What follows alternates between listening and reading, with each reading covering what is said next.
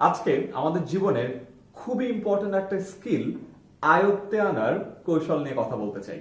আমার স্পিকিং এর শুরু বিতর্ক দিয়ে, আর আমার শুরু বিজনেস কম্পিটিশন দিয়ে। কিন্তু আমরা দুজনই ভালো বক্তা হওয়ার জন্য বিশেষ কিছু টিপস অবলম্বন করেছি। এই হলো আমাদের ভালো বক্তা হয়ে ওঠার 10টি কৌশল। নাম্বার 1, যতটুকু বলবে তার অন্তত দ্বিগুণ জানতে হবে। যেই বিষয়ে কথা বলবে সেই বিষয় নিয়ে বিস্তর পড়াশোনা করে আসবে, যাতে কেউ তোমাকে প্রশ্ন করে আটকাতে না পারে। যে কোনো প্রেজেন্টেশনের বা পাবলিক স্পিকিং এর শুরুতেই সবাই ডিসাইড করে নেয় তারা আপনার কথা কি শুনবে নাকি শুনবে না। প্রথম 1 মিনিটের পরে যদি দেখেন সবাই মোবাইল টুকটুক করা শুরু করেছে, তার মানে ওরা অলরেডি ইন্টারেস্ট হারিয়ে ফেলেছে। এরপরে যাই বলেন না কেন খুব একটা ইন্টারেস্ট শো করবে না। তাই first 30 seconds 40 seconds is very important. শুরু করেন একটা গল্প দিয়ে, শুরু করেন একটা বড় নাম্বার দিয়ে, একটা প্রশ্ন দিয়ে যে ডিড ইউ নো, অথবা অডিয়েন্সের কাউকে তুলে জিজ্ঞেস করছে আপনার ওই জায়গাটা কি আপনি জানতেন, অথবা একটা এঙ্গেজমেন্ট করেন, অথবা সবাইকে দিয়ে দাঁড়া করে একটা তালি দেন, একটা এঙ্গেজমেন্ট করেন, ভলান্টিয়ার দিকে দেখেন, এমন কিছু একটা করেন সো দ্যাট সবার অ্যাটেনশন আপনার দিকে পড়তে বাধ্য হয়। নাম্বার 3, দৈহিক ভাষা বা বডি ল্যাঙ্গুয়েজ হতে হবে স্মার্ট আর সাবলীল। সোজা হয়ে দাঁড়াতে হবে, ঝুঁকে বা এভাবে করে কাত হয়ে দাঁড়ানো যাবে না, এতে করে কনফিডেন্স কমে যাবে। তোমার হাত দুটোকে বক্তব্যের ছন্দের সঙ্গে তালের সঙ্গে তাল মিলিয়ে ব্যবহার করতে হবে। একবার খেয়াল করে দেখুন তো, ক্লাস 1 to 12 পর্যন্ত তো অনেক কিছু পড়েছেন, কয়টা মনে আছে? খুব একটা বেশি মনে থাকার কথা না। কিন্তু ক্লাস 9-এ কোন ফ্রেন্ডের ব্রেকআপ হয়েছিল ওটা কিন্তু এখনো মনে আছে। এখন এই ফ্রেন্ডকে দেখলে পচা না, কি হয়েছিল। রিজন হলো মানুষ গল্প মনে রাখতে পারে, ফ্যাক্টস এন্ড ফিগার্স খুব একটা না। তাই আপনার প্রেজেন্টেশনে যদি ফ্যাক্টস এন্ড ফিগার্স থাকেও, কোনো ইম্পর্টেন্ট কথা থাকেও, সেটা যদি একটা গল্পের আকারে মানুষজনকে জানাতে পারেন, দেখবেন মানুষজন এটাকে খুব সহজে নিতে পারবে এন্ড মনেও রাখতে পারবে। খেয়াল করে দেখেন অনেক জিনিসপত্র আপনি যেগুলো পড়েছেন, মুখস্থ করেছেন, পরীক্ষা লিখেছেন, মনে নাই, কিন্তু মুভির গল্প মনে আছে, ধর্মীয় কোনো গল্প মনে আছে, যে কারোর সাথে একটা ছোট কথাবার্তা একটা গল্প বলেছিল মনে আছে। তাই আপনার প্রেজেন্টেশনটাকেও একটা গল্প বানিয়ে ফেলেন, সো দ্যাট মুভি মানুষ যেভাবে মনে রাখে আপনার প্রেজেন্টেশনের গল্পটাকেও ঠিক তেমনি ভাবে মনে রাখতে পারে। নাম্বার 5, যারা শুনছে বা দেখছে তাদের সঙ্গে ইন্টারঅ্যাক্ট করতে হবে, প্রশ্ন করে তাদেরকে এঙ্গেজ করতে হবে, ছোট ছোট গেম খেলে তাদেরকে তোমার এই বক্তব্যের সঙ্গে একাত্ম করে ফেলতে হবে। টোনালিটি বা কণ্ঠের ওঠানামা।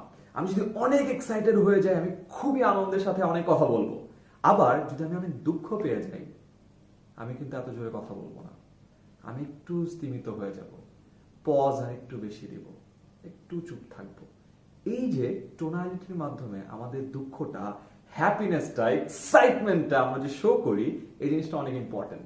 পুরো প্রেজেন্টেশনে যদি আপনি একেবারে রোবটের মতো এভাবে থাকে, একটার পর একটা কথা বলতে থাকেন, কোনো টোনালিটি থাকবে না, আপ এন্ড ডাউন থাকবে না, আপনি তো dead, right? Up and down ছাড়া তো পুরো dead. So don't be a dead presenter.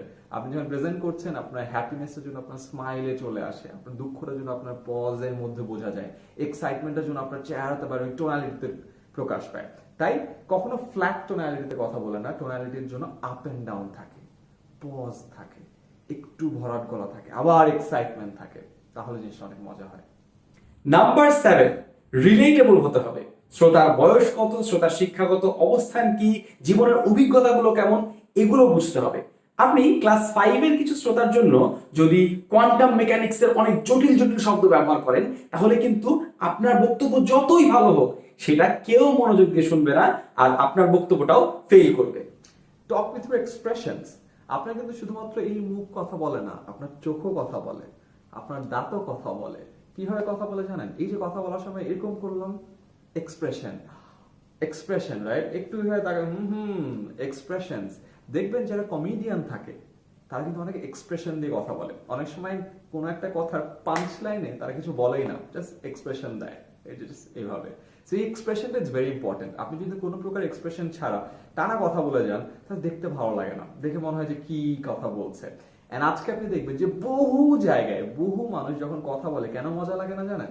কারণ তার পুরো জায়গাটার কিচ্ছু নড়ে না, জাস্ট মুখটা নড়ে, এভাবে চোখে এভাবে থাকে, মরা মানুষের মতো জাস্ট কথা বলতে থাকে, চোখের পলকও পড়ে না। So don't be an expressionless person. আপনার পুরো মুখ দিয়ে আপনি যে কথা বলছেন, এটা আগে এতক্ষণে বুঝে গেছেন। সো আপনার চোখ দিয়ে যদি কথা বলাতে পারেন, তাহলে আপনি একজন ভালো প্রেজেন্টার হতে পারবেন। নাম্বার 9, প্রচুর শুনতে হবে। ভালো বক্তা মাত্রই ভালো শ্রোতা। প্রতিদিন নিউজ, টেড টক, সমসাময়িক অন্যান্য বক্তা, ভালো কমেডিয়ানদের কমেডি শো, এই জিনিসগুলো লাইভ কিংবা ইন্টারনেট থেকে দেখে দেখে তারা কি কি কৌশল অবলম্বন করছে সেগুলোকে ফলো করবার চেষ্টা করতে হবে এবং সেই কৌশলগুলোকে নিজের মতো করে ঢেলে সাজাতে হবে। পোশাক নির্বাচন খুবই খুবই খুবই ইম্পর্টেন্ট। আপনি যদি কোনো বড় ইভেন্টে যান, পোশাক নির্বাচন করেন। দেশের বাইরে গেলে এক ধরনের পোশাক, আপনি তখন হয়তো দেশীয় সংস্কৃতি তুলে ধরতে চান। আবার দেশের মধ্যে বিভিন্ন ইভেন্ট অনুযায়ী কিন্তু পোশাক ভ্যারি করে। খুবই কর্পোরেট সেট আপ, স্যুট টাই পরেন, রাইট? একটু ফর্মাল সেট আপ একটু কম, আচ্ছা ঠিক আছে, ক্যাজুয়ালি যান। অ্যান্ড অলওয়েজ রিমেম্বার, যে কোনো একটা জায়গায় আন্ডার ড্রেসড হওয়ার থেকে ওভার ড্রেসড হওয়া ভালো। তার মানে আপনি সবাই কনসার্ন, সবাইকে স্যুট পরবে কি পরবে না, যদি কনসার্ন থাকেন স্যুটটা পরেই যান। কেন জানেন? বিকজ যে দেখলেন সবাই স্যুট পরে আছে, আপনি স্যুট পরেন না, কেমন লাগবে না? একটু ইনফিনিটি কমপ্লেক্সে ভুগবেন না? আমার এটা হয়েছিল যখন আইবি ইন্টারভিউ দিতে যাই, আমি স্যুট ছাড়া বাকি সবাই স্যুটটাই পরে আছে, দেখেই মনে হয়েছে ও মাই গড, আজকে তো মনে হয় শেষ, জীবনটাই ধরা। আর যদি এটা উল্টাটা হতো, আমি স্যুট পরে আছি বাকি কেউ স্যুট পরে নাই, হ্যাঁ মনে হতো যাচ্ছে একটু ওভার ড্রেস, তো কি হয়েছে, অসুবিধা তো নাই। সো অলওয়েজ ওভার ড্রেসড হওয়া it's all cool, under dressed হলে ঝামেলা। সো ইয়াপ, পোশাক নির্বাচনের ক্ষেত্রে একটু খেয়াল রাখেন। আর রিমেম্বার, আগে দর্শনধারী পরে গুণ বিচারী।